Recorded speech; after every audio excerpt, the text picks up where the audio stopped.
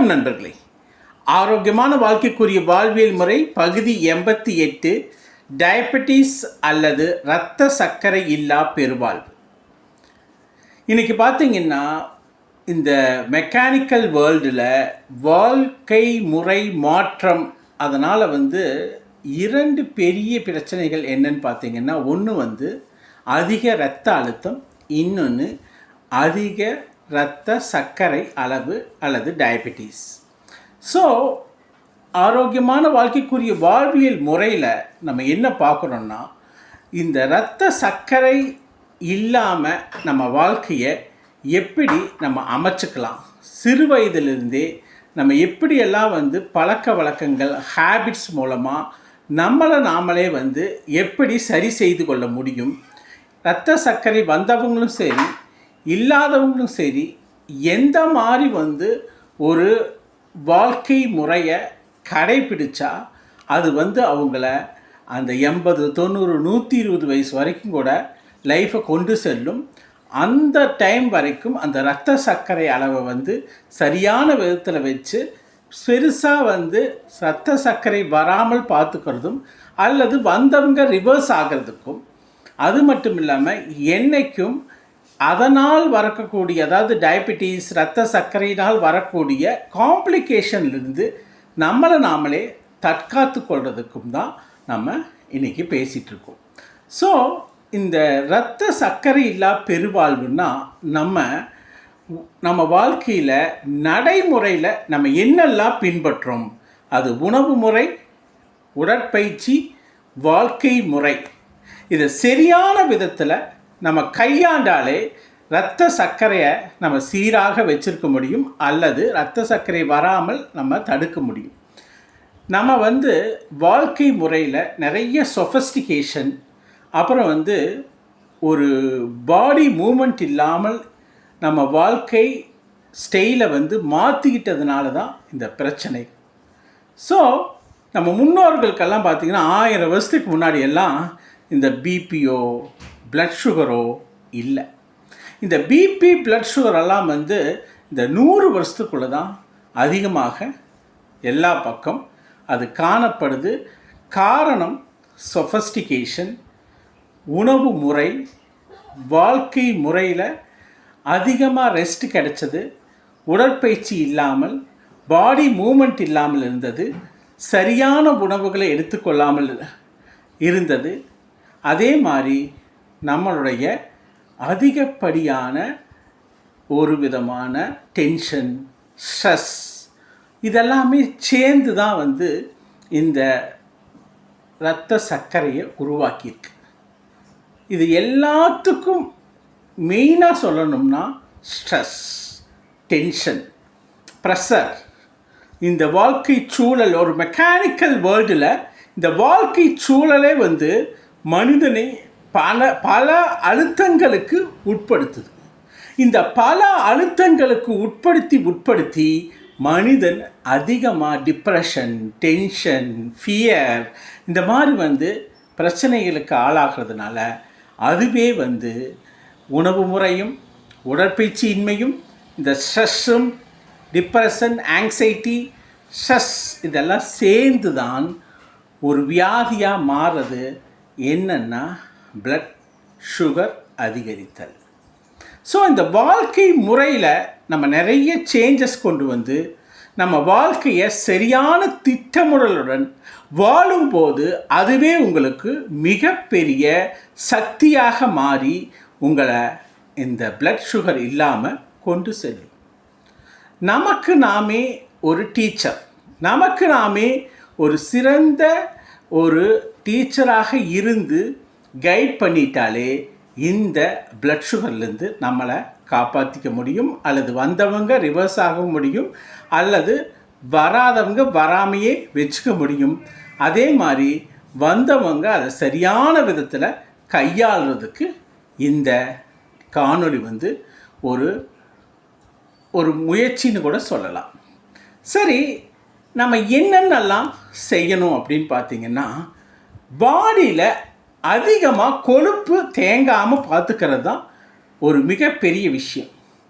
எதனால் இந்த blood sugar வருது அப்படின்னு பார்த்தீங்கன்னா, நம்ம சாப்பிடக்கூடிய சாப்பாடு அதிகமாக நம்ம வேலைக்கும் அதிகமாக சாப்பிட்றது தான். ஒரு நாளைக்கு இவ்வளோ வேலை செய்கிறோம், ஆனால் அந்த வேலையை தாண்டி நம்ம நிறைய சாப்பிட்றதுனால அந்த சாப்பாடு ஜீரணிக்க முடியாமல், அப்படியே ஜீரணித்தாலும் அது என்ன ஆகுதுன்னா, அது சக்தியாக மாறி செலவழிக்காமல் இரத்தத்தில் கலந்துருது. ஃபார் எக்ஸாம்பிள், காலையிலிருந்து ஒருத்தர் காலையில் டிஃபன் சாப்பிட்றார், மதியம் சாப்பாடு லஞ்சு சாப்பிட்றார், நைட்டு டின்னர் சாப்பிட்றார். இப்போ 3 நேரம் சாப்பிட்டுக்கிறான். இன்பிட்வீன் ஸ்நாக்ஸும் சாப்பிட்டு காஃபி, டீ இதெல்லாமே கலோரிஸ் அதிகமாக, கலோரிஸ் குளுக்கோஸ் ஏறுது. நீங்கள் காலையிலிருந்து சாயந்தரம் வரைக்கும் பாடி மூமெண்ட்டே இல்லாமல் வேலையே செய்யாமல் இருந்தால் அந்த சக்தியாக கன்வெர்ட் ஆகாது. அப்போ என்னாகும்? அது இரத்தத்தில் தான் கலக்கும். அப்போ இரத்தத்தில் கலக்கும்போது, குளுக்கோஸ் கலக்கும்போது அதுதான் இரத்த சர்க்கரையாக அதிகமாகி ரீடிங் காமிச்சு உங்களுக்கு பின்னாளில் கொஞ்சம் கொஞ்சமாக ஏறி அது 300, 400, 500, 600 அந்த ஸ்டேஜ் வரைக்கும் போகும். ஸோ ஆரம்பத்திலேயே நம்ம சரியான ஒரு முன்னேற்பாடாக ஒரு வாழ்க்கையின் ஷெட்யூல்டாக நடந்துக்கிட்டால் இதிலிருந்து நம்மளை நாமளே தற்காத்து கொள்ள முடியும். அப்போ நம்ம சாப்பிடுகின்ற சாப்பாட்டின் அளவையும் நம்ம வேலை செஞ்சுகின்ற அந்த அளவையும் ரெண்டையும் சரி விகிதத்தில் வைக்கணும். இது அதிகமானாலோ இல்லை இது ஆனாலோ, இப்போ எக்ஸசைஸ் அதிகமானாலோ பாடி மூமெண்ட்ஸ் அதிகமானாலோ எந்த பிரச்சனையும் இல்லை. ஆனால் சாப்பாடு அதிகமாகி உடல் பயிற்சியோ உடல் மூமெண்ட்டோ இல்லாமல் தொடர்ந்து இருந்தால் அதுவே பிளட் சுகருக்கும் அதிகமாகும், இல்லாதவங்களுக்கும் வரும், அதே மாதிரி வந்தவங்களுக்கும் அதிகமாகும். அப்போ நம்ம எதில் கான்சன்ட்ரேட் பண்ணணும்னா, சாப்பிடுகின்ற சாப்பாடு எவ்வளவு சாப்பிட்றோமோ அதை விட அதிகமாக உடற்பயிற்சி செய்துட்டோம்னா நம்ம பாடி இந்த பிளட் சுகருக்கு இடம் கொடுக்காது. அதாவது அதிகமான குளுக்கோஸ் ரத்தத்தில் கலக்காது. அப்போ நம்ம காலையில் சாப்பிட்றோம், அப்போ சாப்பிட்டுட்டு ஏதாவது வேலைகளை செய்து நம்ம வேலைகளை நன்றாக செய்து விட்டு மதியம் லஞ்ச் சாப்பிட்றோம். சாப்பிட்டுட்டு அதே மாதிரி வேலைகளை செய்துட்டு நைட்டு டின்னரை லைட்டாக எடுத்துக்கிட்டால் நம்ம டின்னர் படுக்கிறதுக்கு முன்னாடி யோசிக்கணும். ஏன்னா நைட்டு சாப்பிட்டதுக்கப்புறம் நீங்கள் பெரிய உடற்பயிற்சி செய்வது இல்லை. அப்போ உடற்பயிற்சி செய்வது இல்லைன்னா லைட்டாக தான் ஏதாவது எடுத்துக்கணும். எடுத்துட்டு படுத்து தூங்கிட்டா அந்த குளுக்கோஸ் உடலில் இரத்தத்தில் சேர்வது குறையும். அப்போ ஓவராலாக உடற்பயிற்சிக்கு அதிகமாக முக்கியத்துவம் கொடுக்கணும். சாப்பாட்டை அதிகமாக கார்போஹைட்ரேட்னு சொல்லக்கூடிய மாவுச்சத்துள்ள பொருட்களும் அரிசி சம்பந்தமான பொருட்களும் இதையை எவ்வளவு குறைக்க முடியுமோ அவ்வளவு குறைச்சிட்டு புரோட்டீன்னு சொல்லக்கூடிய அந்த பல்சஸ், அப்புறம் ஃபிஷ்ஷஸில் இருக்கக்கூடியது, சோயாவில் இருக்கக்கூடியது, இந்த பாலில் இருக்கக்கூடிய புரோட்டீன்ஸ் அதை கொஞ்சம் எடுத்துக்கிட்டு, அதே மாதிரி ஃபேட்டு கொஞ்சம் லீனாக இருக்கிறவங்க கொஞ்சம் ஃபேட்டை கொஞ்சம் எடுத்துக்கலாம். ஸோ புரோட்டீன் அதிகப்படுத்திட்டு கார்போஹைட்ரேட்டை குறைக்கும்போது நம்மளுடைய பாடி டிஷ்யூஸுக்கு மட்டும்தான் புரோட்டீன் தேவைப்படும். அந்த இடத்துல உங்களுக்கு பிளட் சுகர் வருவது குறையும். நம்ம முன்னோர்கள்கிட்ட என்ன பழக்கங்கள் இருந்ததுன்னா, நிறைய விலங்குகள் நான்வெஜ், அதாவது ஒரு ஆரம்பகால மனிதர்கள் எல்லாம் வேட்டையாடித்தான் சாப்பிட்ருந்தாங்க. அவங்களுக்கு இந்த அரிசி இந்த மாதிரி மாவுச்சத்தெல்லாம் தெரியாது இல்லை. அதனால் அவங்களுடைய ஓட்டமும் நடையும் நடைப்பயிற்சியும் அதிகமாக ஓடிட்டு இந்த மாதிரி கிடைக்கக்கூடிய நான்வெஜ் ஐட்டங்களை சாப்பிட்டதுனால எந்த ஆயிலும் இல்லாமல் சில டைம்ஸ் வேக வச்சு அப்படியே சாப்பிட்டதுனால அவங்களுக்கு அதைத்தான் நம்ம இன்றைக்கி ஃபேலியோ டயட்டுங்கிறோம். சாப்பிட்டதுனால பெரிய லெவலில் இந்த மாதிரி பிளட் சுகரோ பிபியோ வரலை. ஸோ நம்ம என்ன மாதிரி உணவு முறை எடுக்கிறோமோ, எந்த மாதிரி உடற்பயிற்சி இருக்கிறோமோ, அதை வைத்து தான் இந்த பிளட் சுகரே இருக்குது. அப்போ நம்ம உணவு முறையில் கான்சன்ட்ரேட் பண்ணணும், உடல் இயக்கங்களில் கான்சன்ட்ரேட் பண்ணணும், வாழ்க்கை முறையில் கான்சன்ட்ரேட் பண்ணணும். இப்போ நம்மளை எப்போவுமே ஆக்டிவாக வச்சுக்கணும். அப்போ ஆக்டிவாக இல்லைனாலும் ஏதாவது சின்ன சின்ன வேலைகளை செய்து தொடர்ந்து ஆக்டிவாக வச்சுக்கணும். அப்போ நமக்கு நாமே ஒரு டீச்சர் மாதிரி, இப்போ எனக்கு சரியான வேலை இல்லை, எனக்கு இன்றைக்கி சரியாக வேலை குறைவு தான், நான் வீட்டில் தான் இருக்கேன், நான் டிவி பார்க்குறேன், நான் நெட்டு மொபைல் பார்க்குறேன், நான் ஒரே இடத்துல சோஃபா செட்டில் படுத்திருப்பேன் அல்லது உட்காந்துருப்பேன். இந்த மாதிரி சூழ்நிலை வரும்போது நீங்கள் இன்டேக் ஃபுட்டை குறைக்கணும்.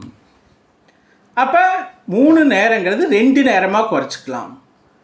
முதல்ல 100% எவ்வளோ சாப்பிட்ருந்தது அது 50%ஆக குறைக்கணும். ஸ்நாக்ஸை குறைக்கணும். அடிக்கடி டீ காஃபி குடிக்கிறதை குறைக்கணும். ஏன்னா சர்க்கரையை அதிகமாக சேர்த்தும் போது இன்ஸ்டண்ட்டாக அது கலோரியாக மாறி சேவ் ஆகும். அப்போ ஒரு நாள் நம்ம என்னத்தை பிளான் பண்ணோம்னா உணவு முறையில் மாற்றங்களை கொண்டு வரணும். அப்போ அந்த உணவு முறையில் என்ன காரணம்னா, எப்பெல்லாம் நான் அதிகமாக வேலை செய்கிறனோ அப்போ சாப்பிடக்கூடிய சாப்பாடு சீராக இருந்தால் ஓகே. நான் அதிகமாக வேலை செய்யாத டைமு என்னுடைய சாப்பாட்டை நான் கண்ட்ரோல் பண்ணணும். அதிகமாக ஆயில் எடுத்துக்கூடாது, ஃபேட் அதிகமாக எடுத்துக்கூடாது, கலோரியை கால்குலேட் பண்ண தெரியணும். எதிரி எல்லா கலோரி, ஸ்வீட்ஸில் கலோரி அதிகமாக இருக்கும், அதே மாதிரி ஸ்வீட் ட்ரிங்க்ஸில் கலோரி அதிகமாக இருக்கும், கார்போஹைட்ரேட் ரைஸ் அது சம்மந்தம் கோதுமை இது எல்லாமே கலோரிஸ் அதிகமாக இருக்கும். அதே மாதிரி எதெல்லாம் ஸ்வீட்டோ பேக்கரி ஐட்டம் அதே மாதிரி ஃபாஸ்ட் ஃபுட்டு இதெல்லாமே கலோரி அதிகமாக இருக்கும். இதையெல்லாம் நைட்டு தவிர்க்கணும். இப்போ பகலில் மேக்சிமம் நம்ம கிடைக்கக்கூடியதை, அதாவது சீக்கிரம் ஜீரணமாகக்கூடிய நார்ச்சத்து உள்ள உணவுகளை உண்ண பழகிக்கணும். அப்போ நார்ச்சத்து அதிகமான பழங்களில் காய்கறிகளில் நார்ச்சத்து இருக்கும். அதே மாதிரி மாவுக்களை தவிர்க்கணும், பேக்கரி ஐட்டத்தை தவிர்க்கணும், சர்க்கரையை தவிர்க்கணும். ஸோ இப்படி ஒரு வாழ்க்கை முறைக்கு நமக்கு நாமளே டீச்சர் அல்லது டாக்டர்னு சொல்கிற மாதிரி நம்ம சாப்பிடக்கூடிய சாப்பாட்டின் அளவை குறைத்து பழக்க வேண்டும். நன்றாக வேலை செய்யும்போது சாப்பிட்றோம். நார்மலாக எனக்கு ரொட்டீனாக எனக்கு அவ்வளோ வேலை இல்லை, நான் ரிட்டையர்ட் ஆகிட்டேன், நான் எப்பவும் போல் நான் காலையில் ஒரு தடவை வாக்கிங் போவேன், வந்துட்டு என் வேலைகளை செய்து நான் வீட்டில் இருப்பேன் அப்படின்னு ரிட்டையர்ட் ஆனவங்க சொன்னாங்கன்னா, அப்போ நீங்கள் நார்மலாக வேலைக்கு போயிட்டு இருந்தப்போ என்ன சாப்பாடு சாப்பிட்டு இருந்தீங்களோ அதில் 50% குறைக்கணும். நம்ம பிளட் சுகர் வராமல் இருக்கிறது அல்லது வந்தவங்களும் அதை சீராக வைத்துக்கொள்வதற்கு இந்த உணவு முறை மாற்றம் கண்டிப்பாக தேவை. அதுக்கப்புறம் உடற்பயிற்சி. காலையில் வாக்கிங் போயிட்டு வந்தால் மட்டும் பத்தாது, நீங்கள் ஃப்ரீயாக இருந்தால் ஈவினிங்கும் வாக்கிங் போகணும். அது மட்டும் இல்லாமல் உங்களுடைய பாடி மூமெண்ட்லேயே இருக்கணும். அசைவுகள் ஏதாவது சின்ன சின்ன வேலைகளை செய்து கொண்டு ஒரு தொடர்ந்து படுத்துக்கிட்டோ உட்காந்துக்கிட்டோ அப்படின்னு இல்லாமல் நிறைய நடைக்கு சான்சஸ் கிடச்சி தான் நடங்கள். ஒரு ஆன்மீக தலங்களுக்கு மலை மேலே போங்க, அல்லது வாக் பண்ணி போங்க. வெளியே ஜஸ்ட்டு வாக் பண்ணி சின்ன சின்ன வேலை, கடைகளுக்கு போனால் கூட வண்டி எடுக்காமல் போங்க. பல இடங்களில் காரில் போனால் கூட ரொம்ப டிஸ்டன்ஸ்லேயே காரை பார்க் பண்ணிவிட்டு அந்த இடத்துக்கு ஒரு 1/2 கிலோமீட்டர் நடந்து போங்க. ஸோ இந்த மாதிரி வாழ்க்கை முறையிலேயே உடல் இயக்கங்களுக்கு முக்கியத்துவம் கொடுங்க. உடல் நன்றாக இயங்க வேண்டும், நடைப்பயிற்சி அதிகமாக செய்ய வேண்டும். அப்போ நம்ம பாடி மூமெண்ட்டிலே இருந்தால் மெட்டபாலிசம் நன்றாக நடக்கும். மெட்டபாலிசம் செரிமான மண்டலத்தில் இருக்கக்கூடிய அந்த மெட்டபாலிசம் நல்லா நடக்கும்போது உங்களுக்கு இன்சுலின் சரியாக சுரக்கும். அதிகமான அது சக்தியாக நீங்கள் சாப்பிடுகின்ற சாப்பாடு சக்தியாக மாறி அது உழைப்பை கொட்டிவிட்டால், உழைப்பாக மாறிவிட்டால் அங்கே போய் இரத்தத்தில் போய் சேரக்கூடிய சர்க்கரையின் அளவு குறைக்கப்படும். இதனால் வந்து ரத்த சர்க்கரை இருக்கவங்க கூட நார்மல் ஆகிக்கலாம், அல்லது வராதவங்களும் வராமல் தப்பிக்கலாம். ஸோ உணவு முறை இதில் மிக முக்கியம், உடற்பயிற்சியும் மிக மிக முக்கியம். உடற்பயிற்சியும் நடைப்பயிற்சியும் மட்டுமில்லை, உங்களுடைய டோட்டலாக பாடி சிஸ்டமைஸ் ஆகணும். அதுக்கப்புறம் நைட்டு 8 மணி நேரம் நல்ல டீப் ஸ்லீப் இருக்கணும். நல்ல டீப் ஸ்லீப் இருந்ததுன்னா அதுவே வந்து ஹார்மோன்ஸையும் இன்சுலின்லேருந்து எல்லா விதமான நொதிகளையும் சரியாக சுரக்க வச்சு பாடியை நல்லா ஆக்கிடும். நீங்கள் சரியாக தூங்கலினா சிஸ்டம் சரியாக வேலை செய்யாது. எப்பேற்பட்ட வியாதிக்கும் ஒரு மருந்து என்னன்னு கேட்டிங்கன்னா 8-9 மணி நேரம் நல்லா தூங்கணும். அதுதான் உங்களுடைய என்டையர் பாடி சிஸ்டத்தையும் சரி செய்யக்கூடிய ஒரு நிலை. அப்போ அந்த 8 மணி நேரம் 9 மணி நேரம் நல்லா தூங்குனீங்கன்னா உள்ளுக்குள் இருக்கக்கூடிய என்ன சின்ன சின்ன மிஸ்டேக்ஸு, என்னென்ன பிரச்சனைகள், ஹார்மோன் பிரச்சனையா, நொதிகள் பிரச்சனையா, அல்லது வேறு சிஸ்டத்தில் பயாலஜிக்கல் சிஸ்டத்தில் இருக்கக்கூடிய பிரச்சனையை அந்த தூக்கும் போது நல்லா ஆழ்ந்து தூங்கும்போது சரி செய்யும். ஸோ நன்றாக தூங்க வேண்டும். உங்களுக்கு தூக்கத்தில் என்ன பிரச்சனைனாலும் மன பிரச்சனைனாலும் அதுக்கு கவுன்சிலிங் எடுத்துக்குங்க, அல்லது டைரி எழுதுங்க. உங்கள் பிரச்சனைகளில் டைரி எழுதுங்க தூங்குறதுக்கு முன்னாடி. அதுக்கப்புறம் நல்ல மியூசிக் கேளுங்க. எதை பற்றியும் நினைக்காம ஹாப்பியாக சந்தோஷமாக தூங்குங்க. அந்த தூங்குனீங்கனாலே வியாதிகள் சரியாகும். ஸோ உணவு முறை, நல்ல தூக்கம், அப்புறம் நல்ல தண்ணீர். இந்த பாடியில் சிஸ்டத்தை ஸ்டெபிளைஸ் பண்ணக்கூடிய ஒரு மிகப்பெரிய மருந்து தண்ணீர். தண்ணீர் வந்து தாகம் எடுத்தால் தான் குடிக்கணுங்கிறது கான்செப்ட் கிடையாதுங்க. தண்ணீரை வந்து எப்பெல்லாம் ஒரு ஜக்கில் தண்ணியை ஊற்றி வச்சுக்கிட்டு ஒரு 3.5 லிட்டர்லேருந்து மேக்ஸிமம் 4 லிட்டர் கூட 3.5 லிட்டர் தண்ணியை ஊற்றி வச்சுட்டு நீங்கள் எப்பெல்லாம் தாகம் அடிக்குதோ அப்போ குடிங்க, அல்லது சீரான இடைவெளியில் தண்ணீரை குடிங்க. ஏன்னா இந்த தண்ணீரானது இரத்த சர்க்கரையின் அளவை குறைக்கக்கூடியது. இந்த குளுக்கோஸை லிக்விட் பண்ணி கொடுக்கும். ஸோ லிக்விட் பண்ணி கொடுக்கறதுனால பிளட் சுகர் வந்து குறையும். தண்ணீருக்கு அந்த ஆற்றல் இருக்கிறது. அதே மாதிரி வந்து கிட்னியை வந்து நல்ல ஒரு ஃபங்க்ஷன் பண்ணுறதுக்கு நல்ல ஒரு ஃபங்க்ஷன் பண்ணி கிட்னியை ஸ்டோன் வராமையும் கிட்னி பாதிப்பு வராமையும் நீங்கள் தண்ணி குடிக்க நன்றாக தண்ணி குடிக்க ஃபில்ட்ரேஷன் நல்லா இருக்கும். கிட்னி பாதிப்பு வராமல் உங்களுக்கு கொண்டு செல்லும், இரத்த சர்க்கரை இல்லாமல். ஸோ உங்களுக்கு உணவு முறையில் மாற்றம் தேவை, உடல் இயக்கங்களில் மாற்றம் தேவை, உடற்பயிற்சி தேவை, அப்புறம் நீங்கள் தூங்கக்கூடிய தூக்கம் நன்றாக இருக்க வேண்டும். அதுக்கப்புறம் நிறைய தண்ணி குடிக்கணும். சரி, இதுக்கெல்லாத்துக்கும் முத்தாப்பாய் ஒன்று இருக்குது. அதுதான் ஸ்ட்ரெஸ் இல்லாமல் பார்த்துக்கணும். ஸ்ட்ரெஸ்ஸே இருக்கக்கூடாது. ஸ்ட்ரெஸ் இருந்தாலே பிபியும் ஏறும், பிளட் சுகரும் ஏறும். ஸோ ரொம்ப எமோஷனாக இருக்கிறது, பயப்படுறது, ஆங்ஸைட்டி, டிப்ரெஷன், கோபம், இது எல்லாமே சேர்ந்து கண்டிப்பாக பிபியும் பிளட் சுகரையும் அதிகப்படுத்தும். அப்போ உங்கள் மனநிலையில் ஹாப்பியாக சந்தோஷமாக வச்சுக்கணும். எப்போவுமே என்ன நடந்தால் என்ன, எனக்கு இந்த உடல் ஒரு போனஸ், இதை ஹாப்பியாக சந்தோஷமாக நான் வச்சுக்கணும் அப்படின்னு நீங்கள் நினைக்கணும். அது மட்டும் இல்லாமல் ஒவ்வொரு தடவையும் உங்களுக்கு நீங்களே செல்ஃப் மோட்டிவேஷன் நல்லா க்ரூமிங் பண்ணிக்கிங்க. ஹாப்பியாக சந்தோஷமாக இருங்க.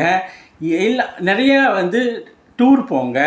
நிறைய சந்தோஷமான நேர்மறையான ஆட்கள் கூட ஃப்ரெண்ட்ஷிப் வச்சுக்கோங்க. உங்களுக்குன்னு ஒரு ஃப்ரெண்ட்ஷிப் சர்க்கிள் உண்டாக்கிக்கோங்க. ஸோ டிப்ரெஷனோ ஒரு விதமான ஆங்ஸைட்டியோ இதெல்லாம் இருந்தால் உடனே க்யூர் பண்ணிக்கிங்க. உங்களுக்கு தெரிந்த நண்பர்கள்கிட்ட பகிர்ந்து கொள்ளுங்கள். இன்றைக்கி மனநல மன்றங்கள் நிறைய வந்துருச்சு. அதில் உங்கள் உறுப்பினர் ஆக்கிங்க, அது கூட டிஸ்கஸ் பண்ணுங்கள், நிறைய புத்தகம் படியுங்க. உங்களை நீங்களே வந்து ஷெட்யூல்டு பண்ணிவிட்டு நிறைய விஷயங்களை என்கேஜ் பண்ணிக்கிங்க. ஸோ இந்த மன அழுத்தம் அப்படிங்கிறதே it's directly proportional to the diabetes. மன அழுத்தம் இருந்தாலே டயபெட்டிஸ் கண்டிப்பாக அதிகம்தான் ஆகும். எப்படி தூக்கம் முக்கியமோ, எப்படி தண்ணீர் முக்கியமோ, உணவு முறை முக்கியமோ, உணவு பழக்க வழக்கங்கள் முக்கியமோ, அதே மாதிரி உங்களுக்கு ஸ்ட்ரெஸ் இல்லாமல் பார்த்து கொள்ள வேண்டியது ரொம்ப நிறைய சிரிக்கணும், சந்தோஷமாக இருக்கணும். வாழ்க்கையில் எதை பற்றியும் நினைத்து அதிகமாக கவலை கொள்ளக்கூடாது. இந்த மாதிரி ஒரு கவலை கொண்டுட்டே ஒரு லோன்லினஸோட ஹாப்பியே இல்லாமல் ரொம்ப ஒரு விதமான டென்ஷனாகவே இருந்தீங்கன்னா அது உங்களுடைய பிளட் சுகரையும் அதிகப்படுத்தும், அதே நேரத்தில் பிபியும் அதிகப்படுத்தும். இது ரெண்டுமே காம்ப்ளிமெண்ட்ரி வாங்க. ஒன்று வாங்கினா ஒன்று இலவசம். பிபி வாங்கினீங்கன்னா பிளட் சுகர் இலவசம், பிளட் சுகர் வாங்கிட்டீங்கன்னா பிபி இலவசம். இது ரெண்டுக்கும் மூல காரணம் என்னன்னு கேட்டிங்கன்னா மன அழுத்தம். ஸோ மன அழுத்தம் எந்நிலையிலும் இல்லாமல் பார்த்துக்கணும். உங்களுக்கு மன அழுத்தம் தொடர்ந்து ஒரு வேலையில் இருக்கா, தப்பே இல்லை. அந்த வேலையை விட்டுட்டு உங்களுக்குன்னு ஒரு பாதையை பார்த்து ஹாப்பியாக சந்தோஷமாக இருங்க. இந்த பூமியில் வாழ்ந்தவர்கள் எல்லாருமே, வாழ்ந்து கொண்டு இருப்பவர்கள் எல்லாத்துடைய மோட்டிவ் அசட்டோ பெரிய பெரிய விஷயங்களோ இல்லை. நீங்கள் ஹாப்பியாக சந்தோஷமாக எத்தனை நாள் இந்த பூமியில் இருந்துட்டு போனீங்கிறது தான் ஒரு மிகப்பெரிய விஷயம். அதனால் உங்களை எப்போவுமே ஹாப்பியாக சந்தோஷமாக மோட்டிவேட் பண்ணுங்கள். நிறையா டூர் போங்க, நிறையா என்கரேஜ் பண்ணுங்கள், புத்தகம் நிறையா படிங்க, நல்லா தூங்குங்க. ஸோ இந்த மாதிரி உங்களுக்குன்னு ஒரு சர்க்கிளான ஃப்ரெண்ட்ஸு, நேர்மறையான ஃப்ரெண்ட்ஸு, எப்போவுமே நேர்மறையான விஷயங்களை பேசுங்க, நேர்மறையான விஷயங்களை செய்யுங்க. ஸோ இதெல்லாமே உங்கள் மன மகிழ்ச்சியை நிறைய வாய் விட்டு சிரிங்க. வாய் விட்டு சிரித்தா நோய் விட்டு போகும்னு சொல்லுவாங்க. வாய் விட்டு நல்லா சிரிங்க. உங்களுக்கு யார் என்ன சொல்லுவாங்கன்னு நீங்கள் நினைக்காதீங்க. நீங்கள் வாட்டுக்கு சிரிங்க. யார் என்ன சொன்னாலும் உங்கள் உடலுக்கு நீங்கள் தான் நன்றி சொல்லணும். உங்களுக்கு ஒவ்வொரு நிமிஷமும் உங்களை வாழ வைத்து கொண்டிருப்பது உங்கள் உடல். உங்களுக்கு தேவையானவற்றை செய்வது உங்கள் உடல். அதனால் அந்த உடலுக்கு நீங்கள் ஹாப்பினஸை கொடுத்தீங்கன்னா உடல் உங்களுக்கு மிகப்பெரிய ஆரோக்கியத்தை கொடுக்கும். லாஃபிங் தெரப்பின்னே சொல்லுவாங்க. ஸோ இது எல்லாமே நம்மளா வாழ்க்கையில் பல விஷயங்களை நமக்குள்ளேயே ஒரு ஷெட்யூல்டாக பண்ணிட்டோம்னா இது நமக்கு ஒரு மிகப்பெரிய ரிலீஃபாக அமையும். இன்றைக்கி நிறைய பேர் இந்த பிளட் சுகரு யங் ஏஜ்லேயே பிளட் சுகர் அதிகமாகிறது அல்லது அதனால் வரக்கூடிய காம்ப்ளிகேஷன்ஸு இதெல்லாம் தான் பிரச்சனையாக இருக்குது. அதனால் நம்ம ஒரு யங் ஏஜிலிருந்தே நம்ம ஆரோக்கியமான வாழ்க்கைக்குரிய வாழ்வியல் முறை பழக்க வழக்கங்களாக இந்த பழக்க வழக்கங்களையெல்லாம் வச்சுக்கிட்டு நம்ம ஆட்டோமேட்டிக்காக இரத்த சர்க்கரை அளவை நம்ம மெயின்டைன் பண்ணிக்கலாம் நார்மலாக. அதுக்கு நம்மளுடைய உடல் பிஎம்ஐயை சரியாக வச்சுக்கணும். பிஎம்ஐ இண்டெக்ஸை ஃபிட்டாக வச்சுக்கணும். ஹைட்டு வெயிட்டு அந்த பிஎம்ஐ கரெக்டாக இருக்கணும். உடல் சரியான வெயிட்டோடு இருக்கணும். அதே மாதிரி நிறைய பாடி எக்ஸசைஸ் பண்ணணும். அதே மாதிரி சிரிப்பு ஒரு மருந்துன்னு நினச்சி டெய்லியும் எவ்வளவு உங்களால் சிரிக்க முடியுமோ அவ்வளவு சிரிங்க. இது எல்லாமே சேர்த்து உங்களை ஒரு பர்ஃபெக்ட் பர்சனாக வச்சுருக்கும். அதுதான் உங்களுக்கு பிளட் சுகர் வராமல் ஒரு பெரும் வாழ்க்கை வாழலாம். பிளட் சுகர் வந்தவங்க கூட ரிவர்ஸ் பண்ண முடியும். இப்போ ரீசண்டாக நமது உள்துறை அமைச்சர் அமித்ஷா என்ன சொல்லியிருக்காருன்னா, நான் என்னுடைய உணவு முறை, என்னுடைய பயிற்சிகள் மூலமாகவே நான் இரத்த சர்க்கரையிலிருந்து ரிவர்ஸ் ஆகிட்டேன், அதாவது இரத்த சர்க்கரையிலேருந்து விடுபட்டுட்டேன்னு சொல்லியிருக்கார். எப்படின்னா, நான் உணவு முறை மூலமாகவும் யோகா, எக்ஸசைஸ், உடற்பயிற்சி, நல்ல தூக்கம் இது மூலமாகவும் நான் டயபெட்டிஸ்லேருந்து ரிவர்ஸ் ஆகிட்டேன்னு நமது உள்துறை அமைச்சர் அமித்ஷா சொல்லியிருக்கார். ஸோ எதுவும் பாசிபிள். அதனால் இந்த விஷயங்களெல்லாம் கோர்வையாக செய்யுங்க. கண்டிப்பாக உங்களாலும் முடியும். இரத்த சர்க்கரை இல்லாத பெரு வாழ்க்கை வாழ முடியும். ஸோ இத்துடன் ஆரோக்கியமான வாழ்க்கைக்குரிய வாழ்வியல் முறை பகுதி 82 முடிஞ்சது. நம்ம ஆரோக்கியமான வாழ்க்கைக்குரிய வாழ்வியல் முறை பகுதி 89 சந்திப்போம். இந்த கருத்துக்கள் எல்லாம் பிடித்திருந்தால் இந்த சேனல் லைக் பண்ணுங்கள், ஷேர் பண்ணுங்கள், அதே மாதிரி சப்ஸ்கிரைப் பண்ணுங்கள்.